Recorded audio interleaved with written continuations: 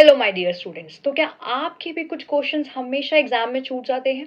चाहे 2 क्वेश्चन हो, 3 क्वेश्चन हो, और हमेशा आपकी ये कंसर्न रहता है कि मैम एग्जाम छूट गया। तो ये वीडियो है आपके लिए, आपको एंड तक इस वीडियो को ज़रूर देखना है।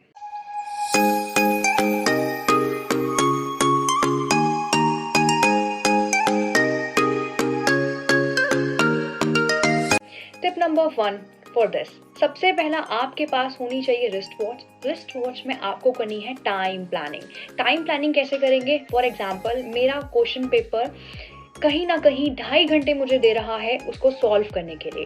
तो टाइमिंग मेरे को पता है कि भाई 2.5 घंटे में मुझे इस क्वेश्चन पेपर को सॉल्व करना है। बट हम हमेशा टाइम प्लान को कैसे बनाएंगे? 2 आवर्स के अंदर, यानी कि हम हमेशा बफर रखेंगे आधे घंटे का। आप आधे घंटे का बफर, 15 मिनट का बफर अपने अकॉर्डिंग रख सकते हैं। हमने पहला एक बफर सेट कर लिया और एक टाइम प्लान सेट कर लिया।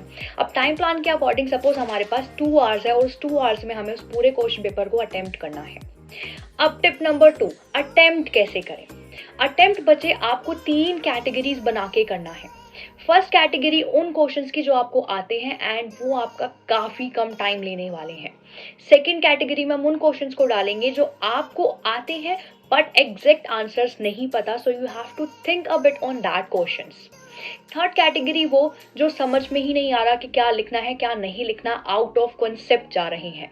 ठीक है, इन 3 कैटेगरीज को बना लिया। अब इन 3 कैटेगरीज को 1 बाय 1 प्रायोरिटी देनी है।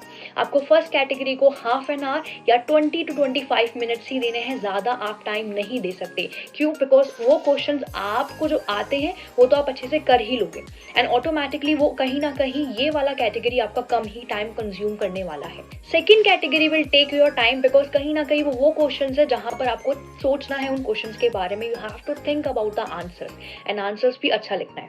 उस स्लॉट को आप अपना 1 आवर दे सकते हैं। नाउ रेस्ट आपके पास बचा आपका लास्ट के 30 मिनट्स और वो क्वेश्चन जो आपको नहीं आते। बिकॉज आई नो ये सेशन कहीं ना कहीं ये कैटेगरी कहीं ना कहीं कम क्वेश्चन कंटेन कर रही है बिकॉज ये वो क्वेश्चन जो हमें नहीं आते। तो ऐसे 2-3 क्वेश्चन जो हमें नहीं आते हम उसको एंड में अटेम्प्ट करेंगे उस 30 मिनट्स के अंदर। अब इस 30 मिनट्स के अंदर हमें क्या करना है? उन क्वेश्चंस को देखना है बच्चे, और उन क्वेश्चंस को देखकर ये देखना है कि वो किस चैप्टर से आए हैं। बिकॉज वो we are already out of concept, तो हमें नहीं पता कि उसके अंदर क्या लिखना है।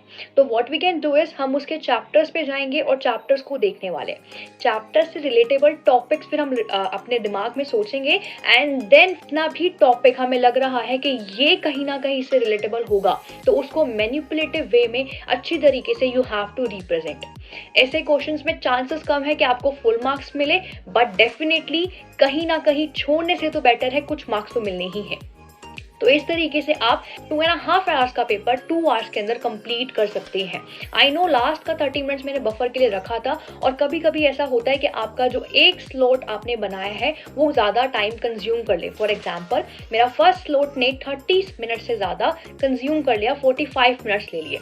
तो हमें घबराना नहीं है, हमें पैनिक नहीं करना, बिकॉज हमेशा एग्जाम में हम पैनिक करके ही आंसर्स को गलत करते हैं या छोड़ के आते हैं। तो पैनिक ना करने के लिए इसीलिए लास्ट में हमने बफर रखा। अगर आपके दिमाग में होगा कि हमने बफर के लिए 30 मिनट छोड़े हैं तो आपका माइंड उसके अकॉर्डिंग ही काम करेगा और आपको बिल्कुल भी टेंशन नहीं होगी, ना ही आप पैनिक मोड में आने वाले हैं। तो जरूर बताना कि ये टिप्स और ट्रिक्स आपको कैसी लगी और क्या आप इनको यूज करने वाले अपने एग्जामिनेशन में। और if you have used it in your examination तो ऑल्सो कमेंट डाउन बिलो कि कैसा रहा आपका क्वेश्चन अटेम्प्ट करना आफ्टर दिस ट्रिप्स। तो take care all and all the best for your examination from Fundo Tutor बच्चों। All the best.